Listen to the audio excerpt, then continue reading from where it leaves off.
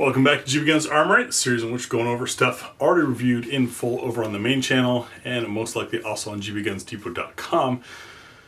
This is not where we're talking about the cutting news stuff generally. This is talking about thoughts and feels on the things that are already out there. It's also your chance to share your thoughts and feels now that chances are you've had time to think about it, or maybe had an experience with it. Maybe you bought one, know someone who has.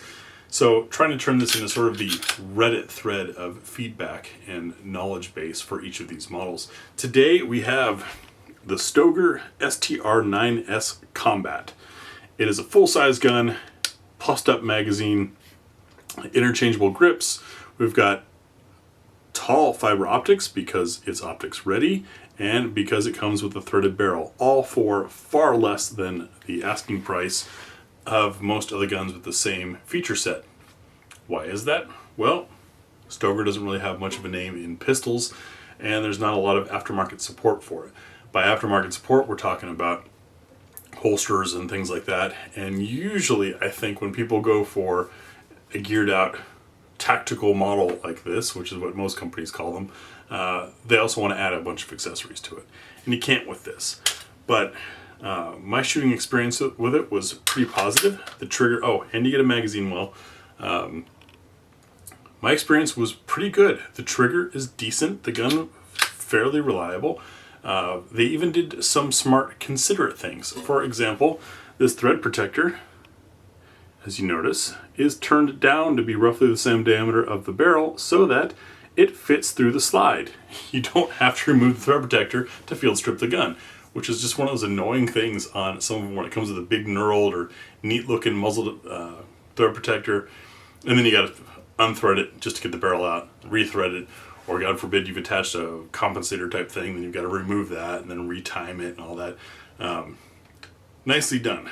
I think this was pretty good value. Some say it's a Glock clone. It is Glock-ish, but as are most striker-fired polymer frame pistols. I mean, Glock took it to the simplest, bare bones, this is what a gun needs to run, because that made them the best margin. It was smart, made Gaston and his wife very wealthy people, so why not?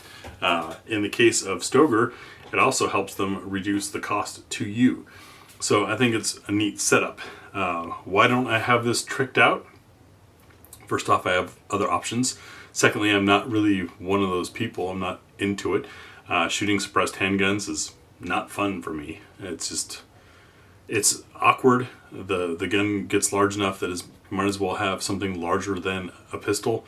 You end up with a lot of gas and junk back in your face, and you either need tall sights, which this has already, or you have to put a dot on it. And if you put a dot on it, that dot gets sprayed with all the gunk that's inside the gun and all that, and so you end up with a pretty dirty dot pretty quickly. All to be marginally quieter. It's by the time the action opens and all that, suppressed handguns, aside from certain action types, really aren't super quiet anyways. So it's more pleasant noise-wise, but at the expense of gas and awkwardness and not really handling like a normal handgun would. Doing holster work requires either a really funky holster or some really dramatic movements with your arms to clear a suppressed pistol out of a holster. So it's just not something that I do. I'm curious to hear how many of you have owned or tried one of these, because I don't think it's a bad gun at all, and I think it probably deserves a little more attention than it gets. Is it super sexy cutting edge? No. Does it have a big strong brand behind it that makes you just love it because of the brand? No. And I think that's all that's really holding it back. Like, I think I'd rather this over an ST9 variant Smith & Wesson. This feels better to me in hand and shoots nicer. I don't know. It's one of those value guns that I think doesn't get taken seriously because it's a value gun. Which brings me to another question for you guys. What is your favorite value gun that doesn't get taken seriously but also hasn't failed you? That's what I've got for you today. Thanks for watching, and we'll see you tomorrow.